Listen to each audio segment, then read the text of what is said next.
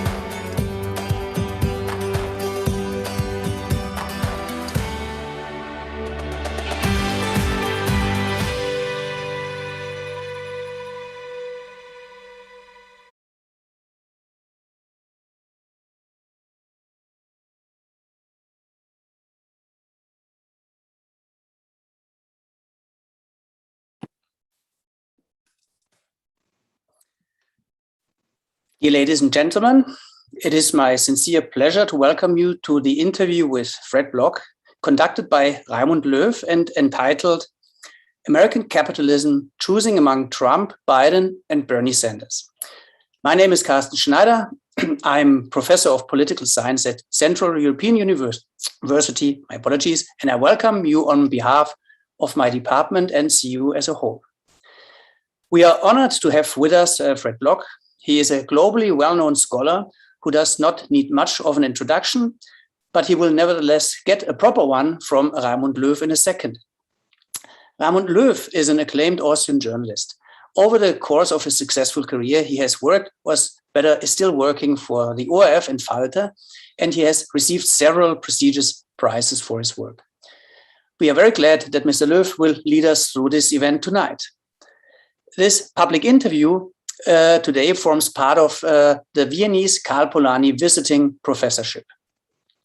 And this is a cooperation project of the University of Vienna, the Vienna University of Economics and Business, Central European University, and the International Karl Polanyi Society, and the Volkshochschule Wien, and supported financially by the Vienna Chamber of Labor. Each year, 2 world-renowned scholars are invited to fill this visiting professorship, and Fred Block is the current visiting professor. During his tenure, Fred Block has been involved in several activities. Many of them have the goal to involve a broad, also non-academic audience, and that is fully in the spirit of Karl Polanyi. There have been public lectures on the crisis of democracy and how to possibly overcome it, a PhD seminar for students at CU, WU and University of Vienna, and the interview today is the last of a series of this series of events and concludes the visiting professorship. Before we start in a minute, please allow me 2 remarks on the procedure of this interview. During this interview, we try to include some questions from you, the audience. In Zoom, please use the Q&A box for this because the chat function is disabled. And sometime in the middle of the interview, I will briefly join in the conversation between Fred Block and Raimund and present some of your questions. And if you want to watch this event again, the video recording will be posted and made available on the International Karl Polanyi Society's website and the website of CU. And now I'm passing on the microphone to Raimund and Fred Block. Yeah, thank you very much, Carsten. Welcome, everybody. It's an honor for me to be part of this talk at Central European University. The title we decided on, you heard it already, American Capitalism, Choosing Between Trump, Biden, and Bernie Sanders, the former president, the actual president, and the senator from Vermont who describes himself as a democratic socialist. I think it's an appropriate topic at a very appropriate time, because worldwide we are in a time of many upheavals happening at the same time, and many of them coming from America. Obviously, the political upheaval that American democracy has seen, where American democracy nearly collapsed with the onslaught of the former president against the liberal democratic system, something certainly unthinkable quite a time ago. Attacks not coming from a foreign enemy, not coming from extremists, but from the White House. And we all know there are many Trumps worldwide because America is leading power. America's political system taught many others that democracy must be pluralistic, must include opposition, and must embrace, in certain situations, civil disobedience. Upheavals not only in the political area, but also in the economic area, with the international financial system close to collapse 10 years ago, a system again dominated by American financial capitalism. Welcome, how all that is linked together, how to interpret the interdependence of all these areas. There is nobody more qualified than the scholar we are talking to today. Welcome with me from California, Fred Block. Hello. Hello. Professor Block, where are you physically? Because we also exist physically and not only in cyberspace. I'm in the third floor study of my house in Berkeley, California. And universities in California are open, they work half real time, half analog. How does it function? They've mostly been operating in person. In Northern California, the pandemic is largely under control. They have extensive surveillance regimes. I'm not sure about Southern California. It's I think starting to have some resurgence of the virus. The pandemic, it doesn't seem to be over also in California, and certainly not in Austria and in Europe. Fred Block is professor of sociology at the University of California in Davis, the Californian city of Davis, a little bit an hour's drive from San Francisco.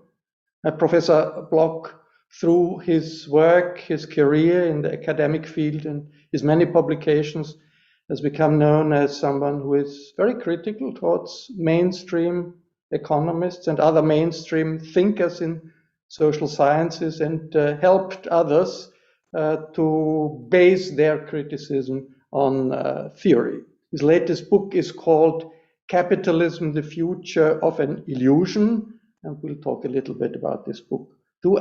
That was mentioned before. I would like to mention it again. Fred Block is active since many years in the Karl Polanyi Institute of Political Economy. Karl Polanyi, of course, having been an economist in the first half of the 20th century, who positioned himself against the Austrian school of liberal economics without being a Marxist, without being a communist, so a tradition that Fred Block himself has been very interested in. Let me start, Fred, with the news of the week.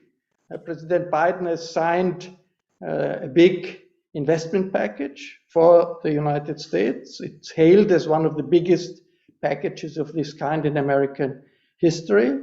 Is this really that big? And how, in general, do you see the economics of the Biden administration?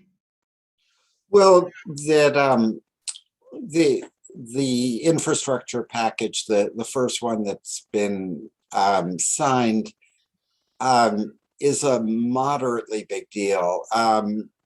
It is a kind of continuation of the spending on transportation infrastructure that's been reauthorized on a fairly regular basis. It's on a larger scale than that, and it does go beyond surface transportation to include funding for broadband, particularly for rural areas, and it has funding for clean water in a number of places, as you know, the pipes haven't been replaced and they're lead, and there's been issues of lead poisoning for children. So it is a substantial effort, but basically what happened was that Biden had put forward a broad plan that included this spending on physical infrastructure, but also addressed the huge deficits in the care economy in the US, that we have no federal system of paid family leave, that there's been no federal money going into childcare to subsidize childcare, and that so Biden initially put together this very bold package that included both this spending on infrastructure, the traditional infrastructure. It included the social spending, the child care, the child tax credits. And it was compared to the New Deal by FDR, or the war on poverty by Johnson. So the plans were pretty ambitious. Right, and they also. Yes, go ahead. That initial plan also included the very substantial investments in addressing climate change, in moving towards electrification of transportation, and significant moves to push utilities to shift out of coal, natural gas, towards. So it's, as far as plans is concerned, it's a big change, isn't it? It's a very big change. But so what happened as the legislative sausage making proceeded was that the plan got divided up in a somewhat peculiar way, in that more centrist Democrats wanted Republican buy-in. And so there was a long process of negotiation. And so much of the physical infrastructure investment was hived off into a separate bill. This is the one that was signed today, and it had strong bipartisan support in the US Senate, which, as you know, is now extremely unusual given the polarized nature of American politics. But I think fully 19 Republican senators voted for it. So what this created was a tension, that the idea was that this was all that Republicans would support. And so the other elements, the social spending and much of the clean energy initiative, was hived off into a separate bill that was initially supposed to be something like $3.5 trillion over the next 10 years. And that there's very complicated congressional politics where the kind of usual process of bold plans being shrunk down to almost to something that wasn't bold at all didn't quite happen, but the passage still could happen. It still could happen. So the passage of the second bill, the that started at $3.5 trillion and has now been pared down to 1.8 trillion or something like that. That piece of legislation is still hanging. It's going to be voted in the US House of Representatives. It's expected to pass in the House before Thanksgiving. And then the big question, the huge question of American politics, is whether it will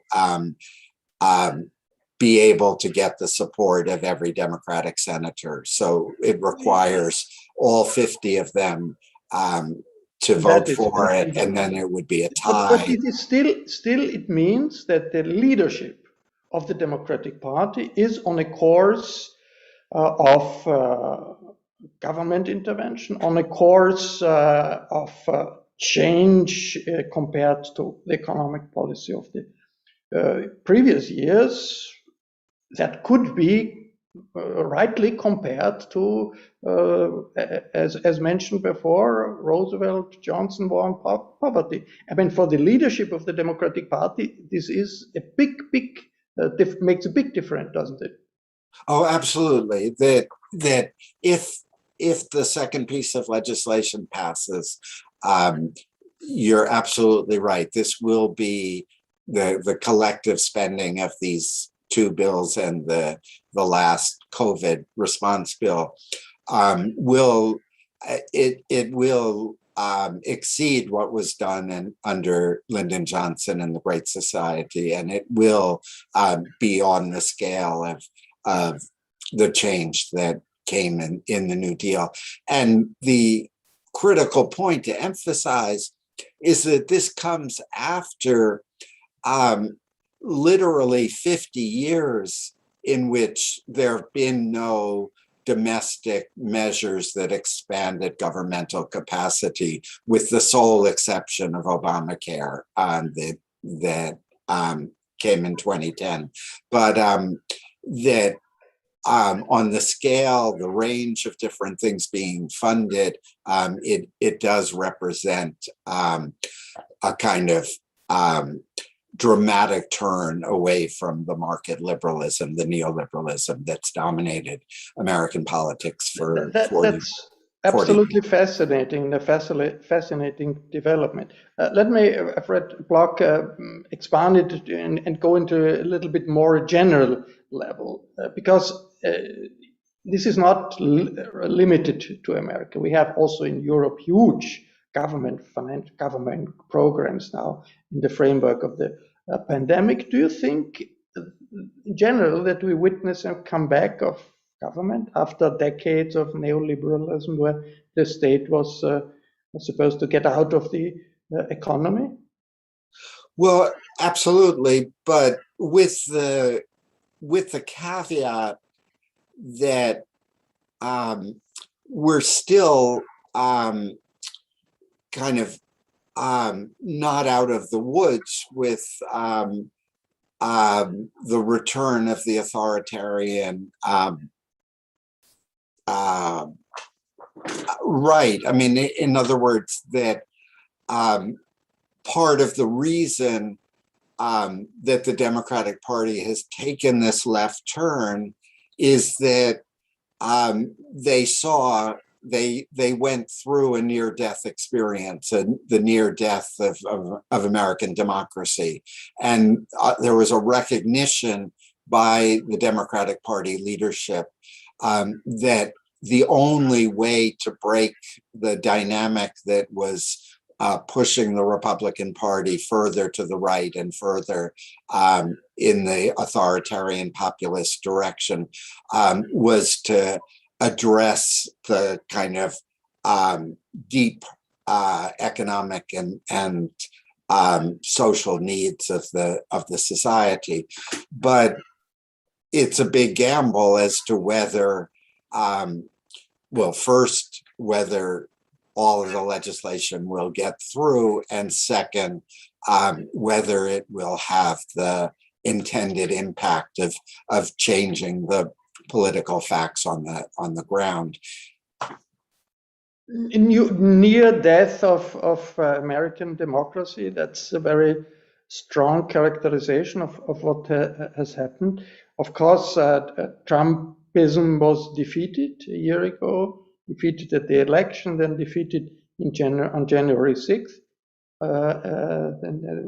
where his fans tried to attack the Capitol. But Trumpism is not over.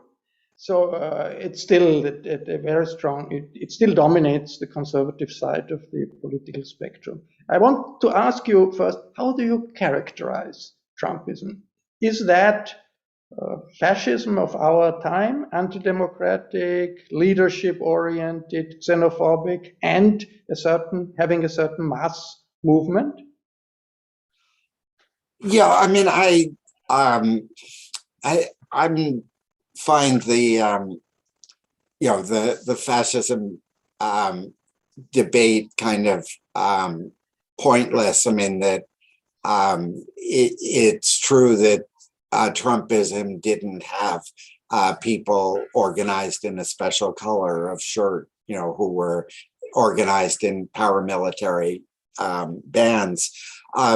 But de facto, the result was the same, because the self-organized far right, the various militias and the Proud Boys, and a number of paramilitary groups had organized themselves. And what we saw on January 6th was a very, very deliberate effort organized, by the White House to essentially use the mob taking over the Capitol as the basis for stopping the Congress from approving the electoral vote, to approving the Biden victory. And what's come out in the last few weeks is that this was very sophisticated. I mean, that they had developed plans in the White House, justifications, and it stood on a knife's edge, because what they were trying to do was to get Mike Pence, the vice president, to say, there's so much controversy about the results out of Michigan and Wisconsin and Pennsylvania, where the results were close and there have been all kinds of claims of fraud, that we're going to, send demand from those state legislatures that they look into the election and maybe send us a new set of electors. And if that had happened, the way that the rules are written, the election would have been thrown to the House of Representatives, where this arcane rule, which hasn't been used in a very long time, is that each of the 50 state delegations has one vote. And at the time, the Republicans controlled 27 of those delegations. And so the House of Representatives, had it been thrown to them, could have said, well, there's enough ambiguity in the election that we're going to return Trump to office and disregard what actually happened in the vote. It was a kind of a coup attempt within a certain level in the framework of the Constitution and the framework of the system. And that's something we witness in Europe. I mean, there are many Trumps in the world, many Trumps in the world, and the authoritarian trends that we see in European countries too, also out of Europe, is not through a coup d'etat from outside, but from inside, an authoritarian change of the system. Now, what is surprising, also worrying, is that the Trump people, far-right extremists, as far as their political characterization is concerned, still control the Republican Party, which is not a small party. This is the big traditional party of American conservatives, which makes the confrontation that you described something that probably is going to go on. So why do these Trump extremists maintain their control over the Republican Party, half of the Senate, a big part of the Congress, and they could win the next elections in 1 year's time? Why can they maintain their control? Well, I mean, the core is that this deep polarization exists, and that millions and millions of people live in a different epistemic community. They get their news from Fox News or from other right-wing outlets or from social media, and it's totally shaped their view of reality. And this group, which maybe it's only 25% or 22% of the population, is a group that's large enough to win Republican primaries in most states. So the establishment Republicans are living in continuous terror of the Trump base, of this 22 or 23% that believe Trump's vision of reality. And one of the places that we see this is around the pandemic. I mean, these are the people who are refusing to wear masks in states like Florida and Texas. The governors have said that that localities, public schools cannot mandate mask wearing. Similarly, there's been tremendous resistance to vaccination, and an alternative medical regime where there's a particular medicine that's sometimes used for people, but is more commonly used for horses to... we know about that in Austria, pretty okay, much. so you're familiar with the ivermectin problem. So there are people filling themselves up with these drugs that have no actual relationship to the pandemic. And so, my point is that if people in the face of a deadly pandemic are willing to believe false information about that the vaccine will hurt them and that ivermectin will help them, certainly that it's much easier to believe that Trump is the savior and must be returned to office, and the election was stolen from him. And then they're willing to impose that belief on the Republicans in Congress. So the confrontation and the fight for American democracy is not over, but it's not. It does not automatically lead to defeat. That's also there's no reason for defeatism if you look at the big changes that happened in the last year in the United States. And 2020 was, of course, not only the time of the end of the Trump presidency, but also the time of one of the biggest social movements in American history, the Black Lives Matter movement after the murder of George Floyd by police. And that's a mass movement that was instrumental to change the political atmosphere in the US and helped, of course, to stop Trump. I would like Fred Block to talk to you about your personal formation, your personal experience, because your personal upbringing, politicization happened in the 60s, in the time of the anti-war movement against the Vietnam War. You participated in the big march in DC against the Vietnam War, 65. Let me ask you, how for you, how did you feel? What kind of experience was that for you? Describe a little bit, because many of our viewers will be very interested to hear from somebody who has been there at an event they only know about from history books.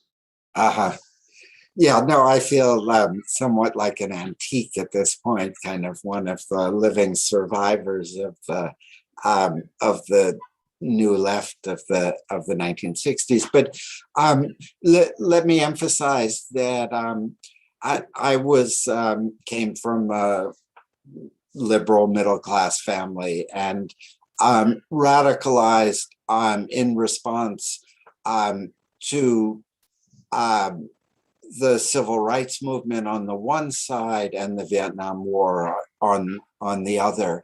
And one of the kind of critical moments in my political formation was in 1964, I was, I guess, 17, but that the civil rights movement in Mississippi, which was, a plantation economy relatively unchanged from the late 19th century, and extremely systematic racial exclusion. And when Black people began to attempt to register to vote, the response was violence and extrajudicial killings. And in the summer of '64, 3 Northern civil rights workers who had gone to Mississippi were killed and buried in a dam. Out of the mobilization, there was a challenge by the Mississippi Freedom Democratic Party of the mainline Democratic Party, which was a segregationist party that excluded Black people and pursued a reactionary political agenda. And so at the Democratic National Convention in '64, where Lyndon Johnson's reelection was being managed, there was a challenge to the segregationist Democratic Party. And by this slate of an integrated slate of Black and white people who represented the possibility of an integrated, desegregated Mississippi. And essentially, the forces of political compromise I think allowed some token representation of the Mississippi Freedom Democrats, and the segregationist Democrats were allowed to be seated. And it was a moment of recognition of the degree to which the existing political system was endorsing and partaking in in the continuation of racial apartheid in parts of the country. So I'm going into this precisely, because you raised the George Floyd moment, and that what's important to emphasize is that all the issues that were raised in this moment of racial reckoning, the police violence against Black people, the systematic segregation in housing, various forms of political exclusion. All of these issues were raised in the 1960s. There was a moment at which it appeared that the society was moving towards racial justice, but that progress was halted in the Nixon administration, and then much of it reversed as the market fundamentalist turn happened. And so instead of significant progress of moving towards racial equality, we got a kind of consolidation of an unjust racial order. But the civil rights movement, American civil rights movement, was a powerful example for the rest of the world, for us in Europe, on the theme civil disobedience can be an accepted way of expression in one's opinion, can be an accepted way of waking up authoritarian system. That was the example of the civil rights movement that made Rudi Dutschke in Berlin organize teach-ins and sit-ins, and also in Vienna. I mean, there had been of course, a movement of solidarity with Vietnam, which all the time was a solidarity with the American anti-war movement. What was the atmosphere? Can you describe a little bit at this big demonstration, 65 in DC? Young people thought, okay, we are in the heart of the belly of imperialism. That was the phraseology that was used at that time, and we are changing the system now. How did you feel that atmosphere? Oh, that it was, extraordinarily exhilarating, and in the movement against the Vietnam War. I mean, so just autobiographically, I started college in '64 and finished graduate school in '74, and basically that 10 years kind of coincided with the struggle against the Vietnam War, and that across the whole, I mean, up until around 72 or something like that, that the anti-war movement kept getting stronger. It got deeper support from the public. The war became less and less popular. And we had the feeling of being on the cusp of a social movement, which was on the verge of making spectacular changes. And so that revolution was in the air, and we fooled ourselves into believing that a radical transformation of the society was possible and just lay a little bit beyond the horizon. And of course, in the early 70s, the movement reached its limits. It was contained. It was that the US did leave Vietnam, but the project of domestic reform and transformation was brought to a halt by the consolidation of a more conservative regime, the public backlash against the movements of the 60s fueled the rise of the new right. And by the end of the 70s, we had Reagan and the beginning of market liberalism. And so of course, but you also had Barack Obama. You had Reagan, but also you had Barack Obama. But I mean, the 60s changed America. They didn't. The activists of the 60s didn't take power. One might say that's not such a bad thing, because we don't know what they would have done if they would have taken power.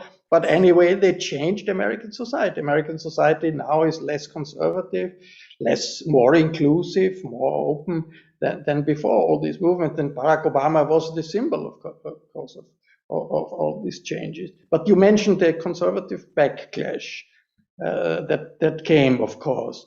If you look at California today, the Californian universities in California, what's left of the leftist tradition, and how strong does one feel the consequences of the conservative backlash that happened afterwards? Well, I think the main way in which the conservative backlash has been felt is that in response to the movements of the 60s, California developed what was called the Master Plan for Higher Education, which involved a kind of three-tier educational structure with the University of California at the top, and then there was a state college system, and then community colleges. And the idea was that this was all publicly funded and represented a kind of American version of social democracy, in which the educational level of the population would be significantly increased. And this has worked. I mean, that the reason that Silicon Valley happened in California had to do with the higher level of scientific and technical education in the population, so that the labor force that Silicon Valley required was available. But one of the things which happened during the conservative backlash was that the public funding diminished. And so when one gets up to the present, the University of California, the demography of the student body is pretty similar to the demography of those people who go to elite private universities elsewhere, that the upper middle class dominates, that higher education as a route to social mobility, the promise of that has been much less because of the tuition barriers, the high fees and so forth. So on that side, progress was limited and restricted. but in terms of the content of higher education, you're right that the spirit of the 60s has meant that ethnic studies, gender studies, a more progressive vision of the world has been built into the curriculum. And so that's part of why California has continued to be one of the more progressive, more leftist states, diverging from the rest of the country. So you're absolutely right to emphasize the way in which the legacy of the movement of the 60s did change. I mean, so in a sense, we can understand the polarization of the current moment in that the long march through the institutions, did change the culture, change the society, create a larger population of people who recognize that government could even the playing field, could expand its role. But at the same time, the legacy of the right, is still extremely powerful and, has taken this regrettable turn from kind of Reaganite free market to Trumpian aggressive. And I see Carsten here coming up with some questions from social media, if I'm right. That's correct. And there are two questions that are related and address one, the location of the Republican Party, and the other, the location of the Democratic Party, but not on a spectrum on whether one is fascist and the other is socialist, but more specifically to the Republican Party. The question is, how would you situate the current Republican Party in the sort of the triangle between the working class, small business, and large business?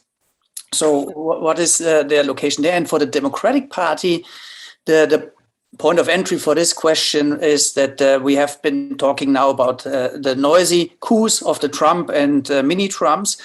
But what about the influence, so to speak, of financial institutions and the way in which their lobby capacity endangers democracy? And that is a question about the Democratic Party in the sense that how much is it already captured, maybe even beyond remedy, by this interest group, and whether or not the Biden presidency is changing something in this regard.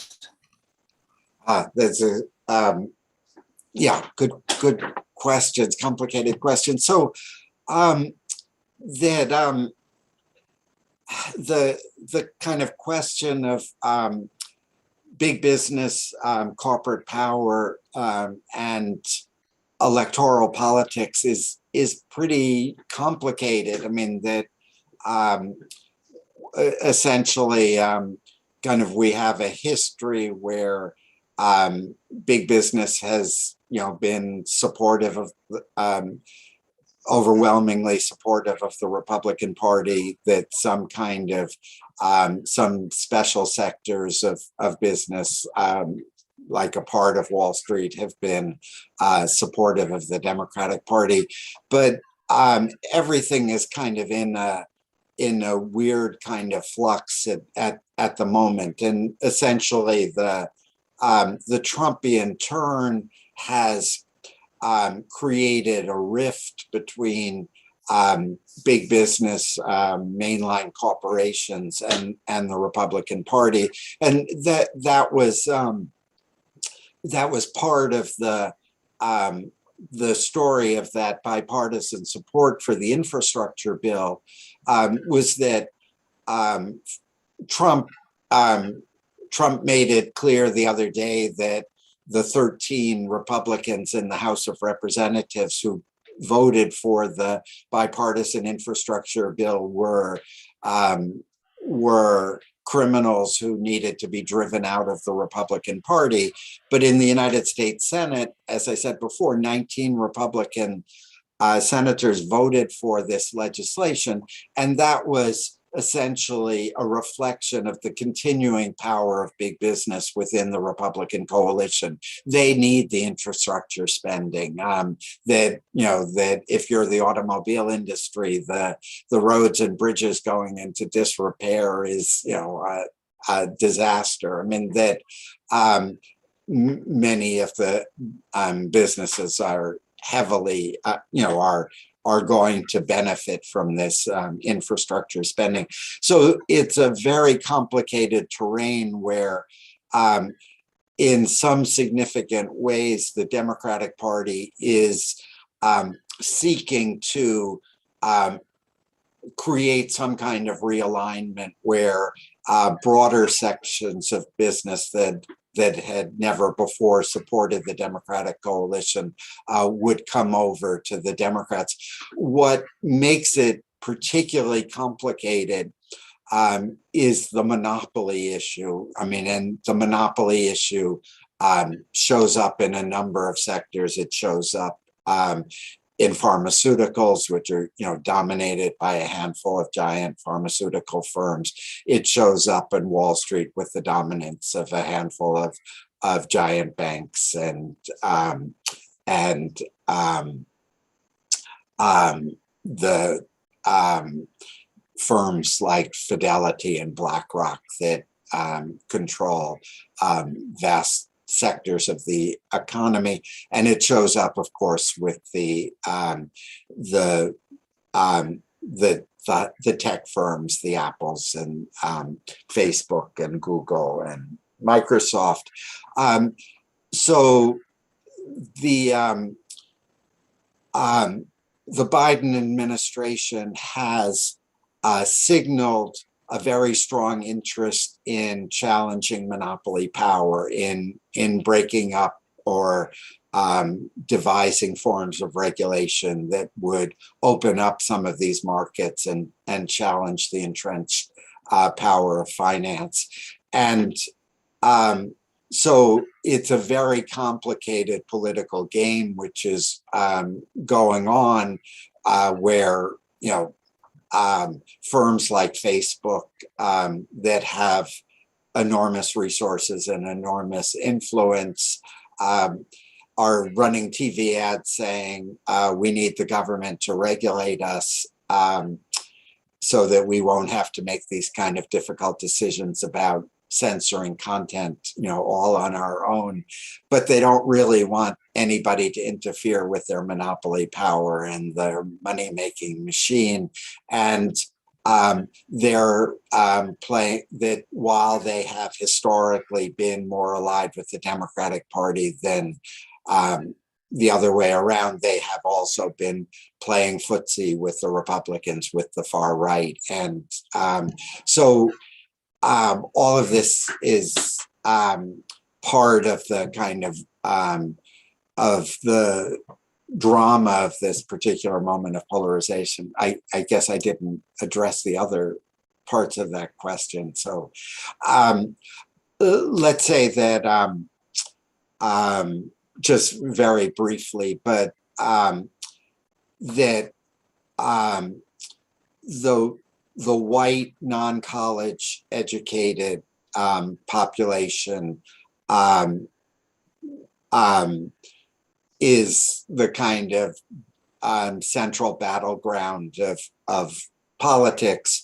The Biden spending programs are designed essentially to win that demographic back to the Democratic Party, but that their defection from the Democratic Party, their movement towards the Republicans has been a critical part of the Trumpist success. So that's kind of where the fight is, and that's why the racial issue continues to be at the center of American politics, because the way in which the right seeks to win the support of non-college educated white people is through racial resentment. So you saw in the recent gubernatorial election in Virginia, that the campaign centered around the teaching of critical race theory. And critical race theory isn't actually taught in public schools, but that the Republican campaign pretended it was. And so as you know, as from 1619 onward, the issue of race and racial polarization kind of lies at the center of, continues to be at the center of American politics. And the question for the Biden administration is whether they can forge enough solidarity across these divided racial lines to preserve its electoral position. Carsten, any more questions? There is one, I ask it, it's a direct follow-up almost to what your last sentence was, but I leave it then to you, Raimund, if it fits into your further interview. It is whether or not contemporary cultural cleavages can be overcome by what you call politics of habitation, and what would be the first steps. So we just finished a 2.5 hour long seminar on this, so it will probably be beyond the scope of the interview, but this would be the last question from the audience. Okay, well, essentially, and that I apologize for repeating myself, but you know, when we talk about the Biden program kind of being, you know, on the scale of the New Deal, the part which makes me nervous is that the reason that the New Deal was ultimately successful was that it wasn't entirely a centralized initiative run out of Washington, but that it had always a strong popular democratic element to it. So, for example, that in response to the Dust Bowl, the loss of topsoil across the prairies and even into the Middle West, that the Roosevelt administration arranged for the creation of soil conservation districts across rural America, and that people elected representatives to these soil conservation districts, so that farmers elected the leadership that developed the plans as to how money would be spent and agricultural practices changed in a direction that would preserve the topsoil and reverse the process that had led to the Dust Bowl. And my argument is that the initiatives that are taken now have to incorporate that kind of bottom-up participation, bottom-up element, and that is the kind of only true path to overcome the polarization and the misunderstanding and the misinformation. Because when you engage people at the local level, at the community level in solving concrete problems, it's only then that you can begin to kind of break through this epistemic divide where, you know, people who get their news from Fox News can't even have a conversation with the people who get their news from MSNBC or a more progressive site. But it takes much longer, of course. If you can't do things from top to the bottom, but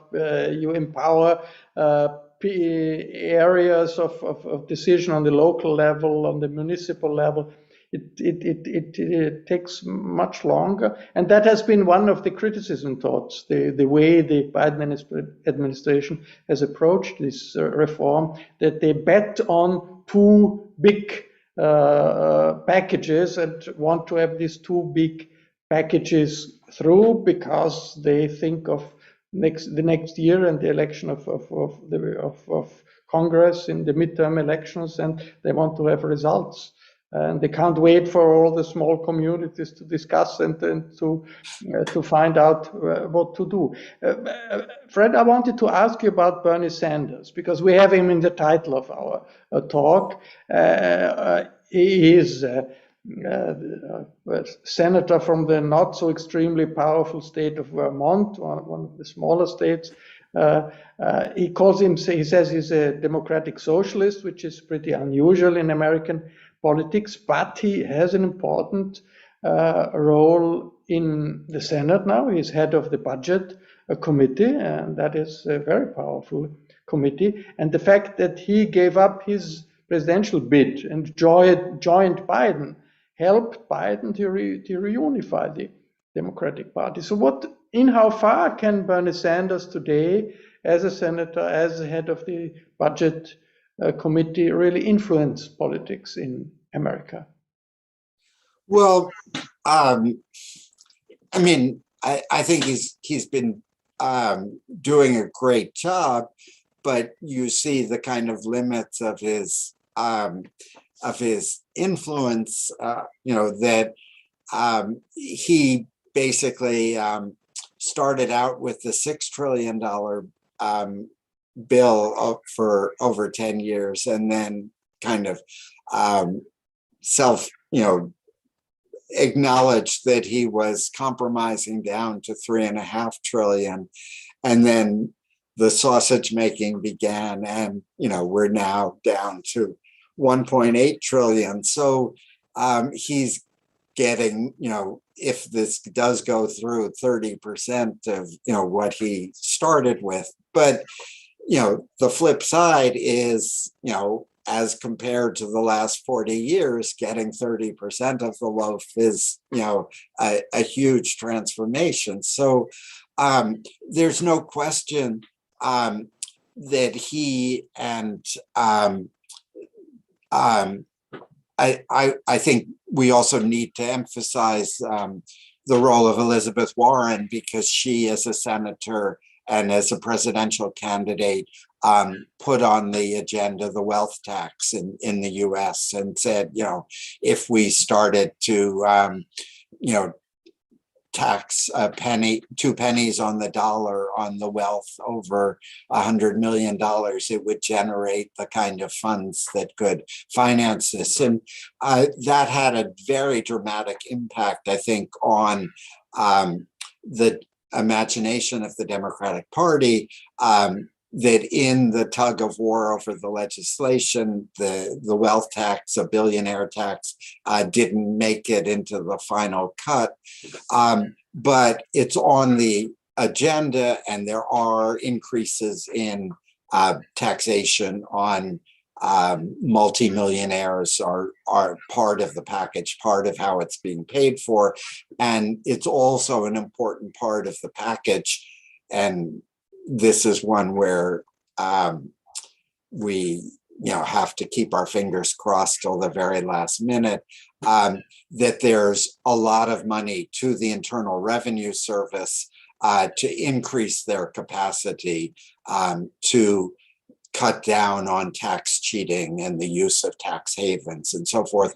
We found out from the latest round of disclosures that the scale of the tax avoidance and the use of tax havens, including tax havens in South Dakota, has just grown exponentially, and that the possibilities for any kind of decent social policy requires much stricter enforcement of the tax code.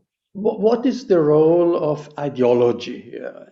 Democratic socialism, does that mean anything for in American politics nowadays? We don't only have Bernie Sanders, we have a group of young leftist representatives. Alexandria Ocasio-Cortez, AOC, is sort of the best known of these young activists. They also call themselves socialists. Socialism seems to be a concept of the last century, and it has been sometimes successful, but sometimes that has been a catastrophe. What does socialism, so democratic socialism, mean in the political debate in the US nowadays? Well, my line on this is that the market fundamentalists, the free market people, brought them on themselves because, you know, in the famous term of Margaret Thatcher, there's no alternative. You know, it's free market capitalism or chaos. I mean, that no other system has worked. And so we can't increase taxes on the wealthy. We can't provide more social services because that would interfere with the core mechanisms of free market capitalism. And that as a consequence, people under 40 and maybe even now people under 50 in the US say, well, if that's the only thing on offer, you know, if you know, then I'm a socialist. I mean, because, you know, this set of arrangements where, you know, we go to college and we end up college, you know, with $200,000, $300,000 of student debt, and we spend the rest of our, you know, if we're able to find any kind of decent employment, you know, a good chunk of our income goes to pay off these loans. If this is what capitalism is, I want something different. So I see it as, you know, a response to the claim that the logic of capitalism closes off all other possibilities. But it has, I mean, that the revival of democratic socialism in the US has played an important role in opening up political space. And you know, without that revival, without the two campaigns that Bernie Sanders waged for the presidency, the left turn of the Biden administration wouldn't have happened. I mean, that it is that pressure from below that created the awareness of the leadership of the Democratic Party, that continuing with what we might call left neoliberalism wasn't going to work. It's no longer a political strategy that can possibly fend off the authoritarian right. Fred, I have another question on the political atmosphere in universities, mainly liberal art colleges.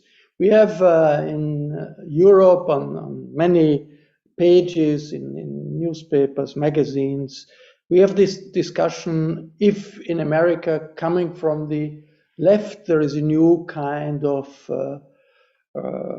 anti-tolerant streak, the so-called woke culture, meaning that there is the freedom of expression is limited at these universities. We have in these articles the description of a culture of cancel culture, people who don't agree with what woke activists think are not allowed to speak, followed on Twitter, are intimidated. And there are examples of a professor recently in the UK and others who gave up after having been criticized and attacked by so-called woke people. So how do you see this playing out? Is this all exaggerated? Is this description exaggerated, that we have a restriction of freedom and of tolerance coming from radical people of the left, the so-called woke culture? Does that, or are these fringe developments? I think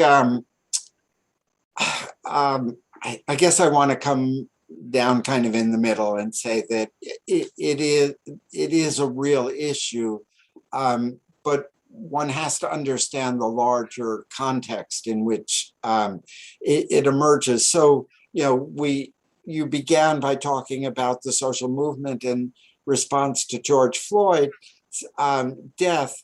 And the striking thing about that movement was that, while it, helped, it might have helped in the election of Joe Biden in terms of the mobilization of more voters at the grassroots, that the achievements of that movement of Black Lives Matter have been extremely limited to date. In other words, that they wanted criminal justice reform. They wanted police to be limited in their use of deadly violence. The federal legislation to do that failed to progress.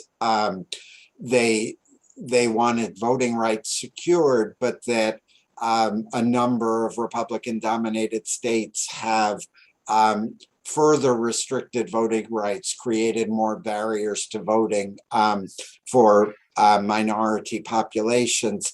And kind of in the latest round, they're drawing new district lines for the election of congressional and state legislative positions that even further reduce the voice of minority communities in order to elect more Republicans. So but this woke thing is there. Yeah. No, right. Yeah. So, but what I'm saying is that the people who were mobilized in that movement, who were essentially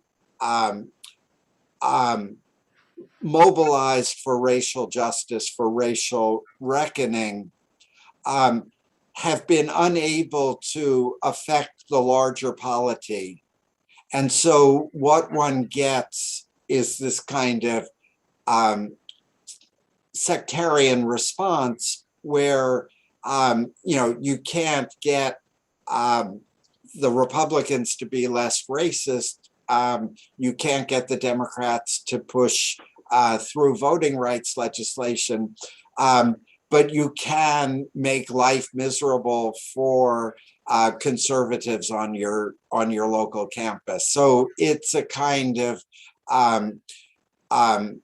outgrowth of a movement that's not able at the moment to win its key objectives. So people turn on each other. They turn on people who might otherwise be allies. So this is going on campuses. It's going on within organizations that are, well-meaning organizations, and leaders are deposed because they weren't racially sensitive enough, and so forth. So I think it is exaggerated in the public media, but it does represent a problem, but it is a familiar problem because in the upsurge of popular movements, we almost always see a kind of sectarian fringe to those popular movements where people attack, potential allies, are insisting on a rigid set of doctrines, a rigid set of definitions, and so forth. I think there's this fairly strong counter movement. We're seeing kind of more public statements in favor of free expression. So I think that if the political, it will go away under two circumstances, that if the authoritarian right returns to power, it will go away. If the progressive opening, if the Biden administration is successful in pushing through its program and winning back some of those non-college white voters and does reasonably well in the midterms and in the next election, then and the reform movement begins to expand, then I think it'll also go away. Fred Block, I would like to come back towards the end of our talk to your book, American Capitalism, your book on capitalism. You mentioned in that book, you mentioned that innovations in societies, driving societies, very often come from war situations and are created in warlike confrontations. So today, in the pandemic, we are in a certain way in a warlike situation. Emmanuel Macron, at the beginning of the pandemic, mentioned that quite often, nous sommes en guerre, we are in a war. It was not so popular in Austria and other places when politicians used that metaphor, but of course, there is some truth in it, because to confront the pandemic, you need to mobilize the whole society. To do things, you need to make people do things that they don't like to do, maybe. So I wonder, can you explain us what you mean that innovations come from war mobilizations, and where do you see that today in today's situation? Okay, so it's very simple that, going back, into the distant past, that rulers, in order to improve their country's military posture, would essentially collect a bunch of smart people and throw money at them and say, develop me some new weapons. And that's how a lot of the innovation in human history happened. A more contemporary example is that, we all know that Fleming discovered penicillin, that the bread mold killed bacteria, but that was in 1923 or something like that. And nobody bothered doing anything with the discovery because it's really expensive to, turn a mold into a commercial product. And that the way in which it happened was that British scientists who were working on the development of penicillin connected with the US Army, like I think in 1939, and persuaded the military that having antibiotics, when the US entered the Second World War, would be very helpful, because a lot of the casualties in war come from infections resulting from wounds. And the US Army essentially underwrote the process of moving from the discovery that the mold killed bacteria to developing a commercial product, because they were facing the imperative of war. So what follows is that we have the capacity to do this whenever we want, if we consider a threat serious enough. And we did this with COVID, that the very short time between the outbreak of the pandemic and the development of the vaccine, or the multiple vaccines, this was the fastest development of vaccines, in human history. It was phenomenal achievement. It was, of course, prefigured by years of government funding of research in mRNA technology, but it was still an extraordinary achievement. And that, the way that I think about it is that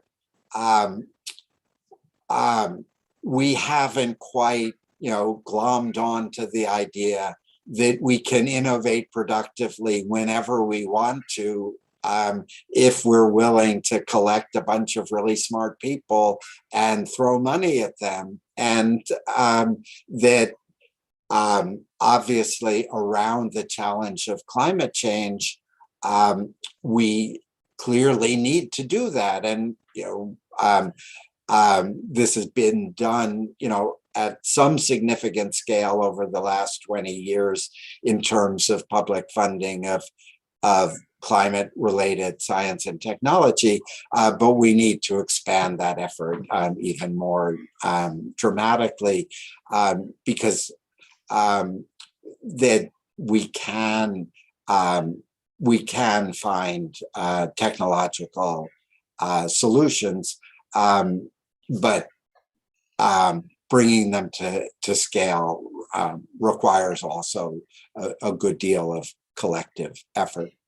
And America has the tradition of self-correction, which is a tradition that is stronger in American democracy because of the democratic tradition, because of the acceptance of civil disobedience, of activity from the base. And this capacity of America to self-correct may help us be a little bit optimistic despite the huge political polarization in this country and despite the big discrepancies between what needs to be done and what can be done. Fred Block, thank you very much for your time and for your insight. Anything important that I missed, that we missed, that you would want to convey to our viewers and our students around the world? I think I think we've conveyed the central idea, which is that we're, on a knife edge, and we're likely to be on that knife edge, between a cheerier future and a very dismal future. We're going to be poised on that knife edge for, probably another 3 or 4 years, and it's a dangerous place to be. And it's a place where one should rather not give up. Thank you very much, Fred Block. Let me thank all of you who have been participating in this talk. Thanks to Carsten Schneider and everybody at CU who made this conversation possible. And have a good evening, whatever time there is in the time zone you are following this talk.